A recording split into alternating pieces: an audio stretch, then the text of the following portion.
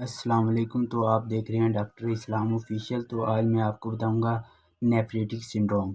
पिछली वीडियो में मैंने बताया था कि नेफ्रोटिक सिंड्रोम, उसमें नेफ्रोटिक सिंड्रोम में भी मल्टीपल सिम्टम्स होती हैं और नेफ्रेटिक सिंड्रोम में भी मल्टीपल सिम्टम्स होती हैं। इनमें आ जाता है नेफ्रोटिक सिंड्रोम, वो होता है जिसमें प्रोटीन यूरिया होता है, पेशाब में प्रोटीन आ रही होती है।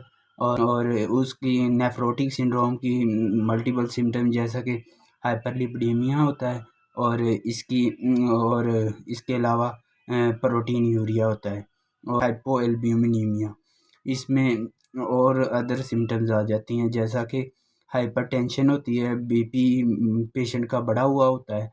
और इसके अलावा आ जाता है एडिमा होता है।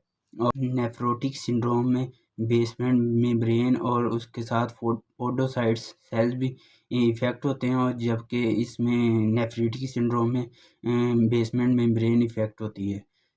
इसकी काजेज़ बताता हूँ मैं आपको कि ये किस वजह से हो सकता है। इसमें आ जाता है ऑटोइम्यून डिजीज़, जैसा कि इम्यून सिस्टम अपने ही सेल के ख़िलाफ़ लड़ना शुरू कर देता है और उसको किडनी के सेल्स को इफ़ेक्ट करना स्टार्ट कर देता है। और इसके अलावा आ जाती है हेरिडिटी डिजीज़ में आ जाता है कि किसी के बाप दादा को हो और आगे ये डिज़ीज़ चलने के बहुत ज़्यादा चांसेस होते हैं।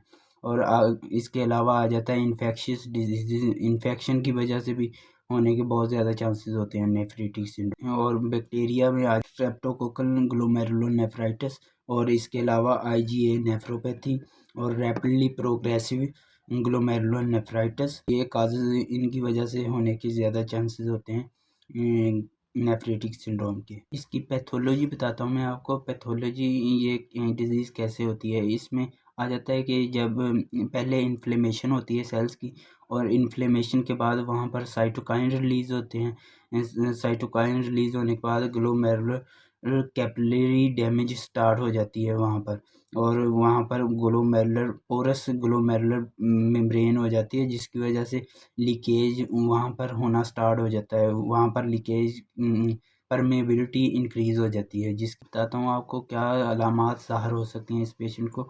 इसमें आ जाता है हेमेटोयूरिया, उसके ब्लड में जब वो यूरिन करेगा तो उसमें उसे RBC red blood cells blood मिल सकता है उसके यूरिन में। और इसके अलावा हाइपरटेंशन, उसका बीपी हाई होगा। इसके अलावा ग्लोमेरुलर फिल्ट्रेशन रेट बहुत कम हो जाता है उसका, ओलिगोयूरिया कहते हैं इसे।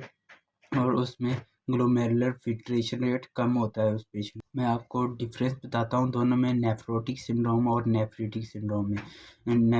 नेफ्रोटिक सिंड्रोम में एडिमा होने के बहुत ज़्यादा चांसेस होते हैं, और नेफ्रेटिक सिंड्रोम में उससे थोड़ा सा कम एडिमा होने के चांसेस होते हैं। और ब्लड प्रेशर की बात करते हैं तो नेफ्रोटिक सिंड्रोम में ब्लड प्रेशर कम नॉर्मल होता है तकरीबन, और नेफ्रेटिक सिंड्रोम में ब्लड प्रेशर बढ़ा हुआ होता है उस पेशेंट का।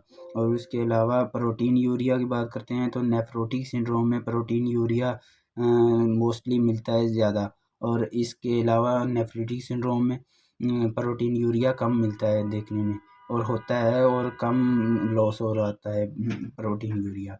और इसके अलावा रेड ब्लड सेल्स की बात करते हैं, नेफ्रोटिक सिंड्रोम में रेड ब्लड सेल्स की लॉस नहीं होती, और नेफ्रेटिक सिंड्रोम में प्रेजेंट होते हैं आरबीसी इन द यूरिन। अब हम उस पेशेंट को डायग्नोज कैसे करेंगे कि वो उसे ये डिज़ीज़ है।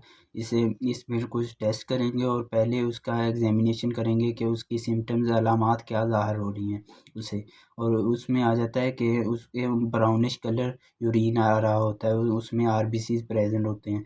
और यूरिनालाइसिस करें कि उसमें किडनी का टेस्ट है, उसमें हेमेटोयूरिया होगा, क्योंकि इसमें ब्लड आ रहा होता है इस डिज़ीज़ में यूरिन के साथ, और आरबीसीज आ रहे होते हैं। इसके अलावा कैंथोसाइट्स प्रोटीन यूरिया कैंथोसाइट्स स्टार की तरह के रेड ब्लड सेल का साइज हो जाता है, उसमें ये ज़ाहिर हो रहा होता है। ट्रीटमेंट की बात करते हैं इसके, ये ट्रीटमेंट इसका कैसे किया जाता है। इसमें आ जाता है डिपेंड ऑन द काज कि कौन सी वजह से हुआ है ये नेफ्रेटिक सिंड्रोम। इसमें आ जाता है अगर ये इन्फेक्शन की वजह से हुआ है तो इसमें एंटीबैक्टीरियल ड्रग दी जा सकती हैं। और अगर ये किसी और वजह जैसा कि आ जाता है ऑटोइम्यून डिजीज़ की वजह से हुआ है तो उसमें इम्यूनोसप्रेसेंट ड्रग्स दी जाती हैं। अगर हाइपरटेंशन है इस पेशेंट में तो इसे एस इनहिबिटर्स, और अगर ज़्यादा हाइपरटेंशन क्राइसिस में चला जाता है तो इसमें लूप डाययूरेटिक्स देते हैं, जिससे पेशेंट को पेशाब ज़्यादा आता है इसमें, और बीपी कम हो जाता है इसमें पेशेंट का। इसकी प्रिवेंटिव मेजर की बात करते हैं कि हम इससे बच कैसे सकते हैं इस बीमारी से, नेफ्रोटिक सिंड्रोम से। इसमें आ जाता है कि अपना बीपी मैनेज करें और इस ज़्यादा बढ़ने से अच्छी तरह प्रॉपर मेडिसिन का इस्तेमाल करें, क्योंकि बीपी ज़्यादा किडनीज़ को बहुत ज़्यादा इफ़ेक्ट करता है।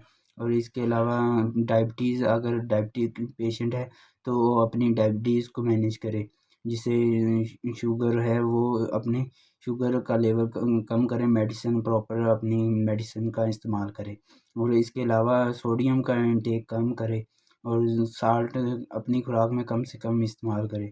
और thanks for watching this video.